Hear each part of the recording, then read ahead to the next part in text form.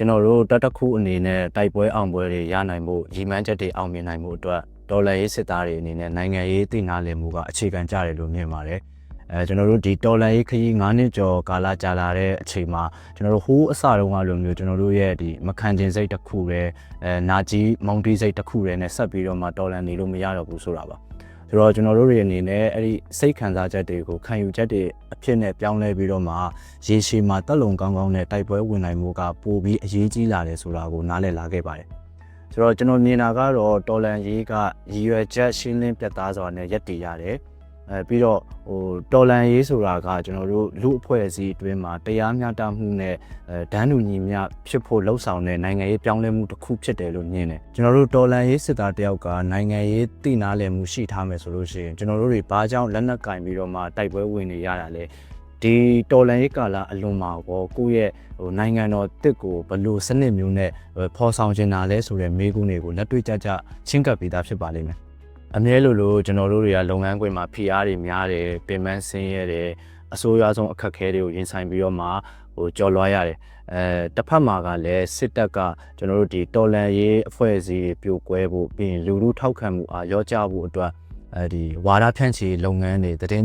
အမှားတွေကိုစနစ်တကျပြုလုပ်နေတာဖြစ်ပါတယ်ဆိုတော့အဲ့လိုအချိန်မှာကျွန်တော်တို့တွေကအာယုံဝေဝါးသွားတာတွေကိုယ့်ရဲ့ကိုယ်ပိုင်ခံယူချက်ယုံကြည်ချက်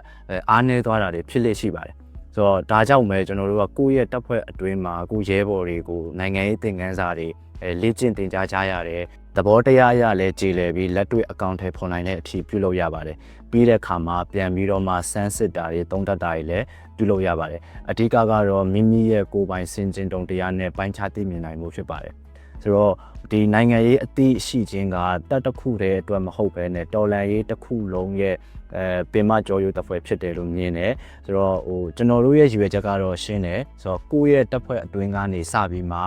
အခြေခံကစလို့နိုင်ငံရေးအသည့်ရှိအောင်တည်ဆောက်မယ်ပြီးတဲ့အခါမှာຫນွေဦးတော်လှန်ရေးနောက်ပိုင်းမှာပေါ်ပေါက်လာတဲ့မဟာမိတ်ဘေးနံတပ်အချင်းချင်းကြားထဲမှာညညွတ်ရေးကိုဥတည်ပြီးတော့မှစုဖွဲ့မယ်ဒါမှပဲကျွန်တော်တို့တော်လန်ရေးနဲ့လူထုကြားမှာဆက်ဆံရေးပိုခိုင်မာလာအောင်စည်းရုံးနိုင်မယ်လို့ကျွန်တော်ယုံကြည်ပါတယ်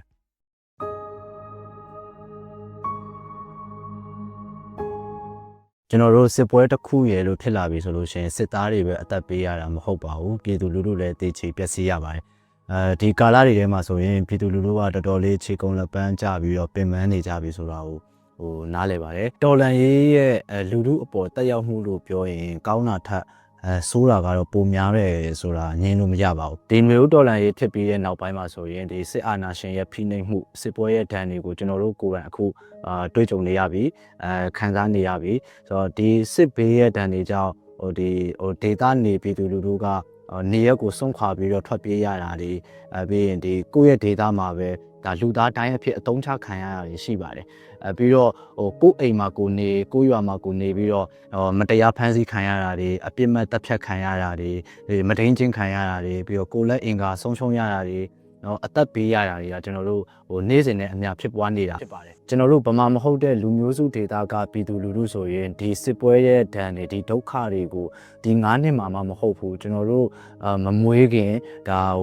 နှစ်ပေါင်းများစွာကာလကြာရှည်ပြည်တွင်းစစ်ဖြစ်နေကြတဲ့ကဒီဒဏ်တွေကိုခံစားနေကြရတာဖြစ်ပါတယ်အခုတော့ဒီဒုက္ခတွေကိုပြည်သူနဲ့အတူရင်ဆိုင်ကြော်ဖြတ်ရဖို့ကျွန်တော်တို့ဒီတော်လန်ရေးအောင်မြင်အောင်ကြိုးစားကြရမှာဖြစ်ပါတယ်ကျွန်တော်တို့အဓိကရည်ရွယ်ချက်ကတော့အာဏာရှင်စနစ်ကိုအမြင့်ဖြတ်တဲ့နေရာမှာစီရေးနီးနာတစ်ခုတည်းနဲ့မဟုတ်ဘဲနဲ့လူအားအကြံဉာဏ်အားနဲ့ဒီဒေါ်လာရေးပြီးဆုံးသည့်အထိတာဝန်ထမ်းဆောင်နိုင်မဲ့ရဲဘော်ရဲဘက်တွေကိုကျွန်တော်နိုင်ငံရေးကေကတင်တန်းကိုဖိတ်ခေါ်ခြင်းတာဖြစ်ပါတယ်ကျွန်တော်နိုင်ငံရေးဌာနရဲ့ရည်ရွယ်ချက်အတိုင်းတပ်ဖွဲ့ဝင်ရဲဘော်တွေရဲ့အတွေးခေါ်ကောင်းမှုတော်လှန်ရေးစိတ်ဓာတ်တွေပို့ပြီးတော့မှတည်ကြည်ခိုင်မာစေဖို့နဲ့ရန်သူလှည့်ပြားမှုအောက်မှာဒူးမထောက်မိစေဖို့ဌာနရဲ့လှုပ်ဆောင်ချက်တွေဖြစ်တဲ့နိုင်ငံရေးမူဝါဒရေးရာလူထုနဲ့မဟာမိတ်ဆက်ဆံရေးသတင်းနဲ့ပြန်ကြားရေးရန်ပုံငွေရှာဖွေရေးစတဲ့အခန်းကဏ္ဍတွေမှာတာဝန်ထမ်းဆောင်ရမှာဖြစ်ပါတယ်။နိုင်ငံရေးကဲတဲ့အခြေခံစစ်ပညာသင်တန်းဖြစ်ပါတယ်။စစ်တပ်ဖြစ်တဲ့အတွက်ယူနီဖောင်းဖြစ်ဖို့နဲ့အမိန့်နာခံမှုကောင်းဖို့ကျွန်တော်တို့အခြေခံစစ်ရေးပြနဲ့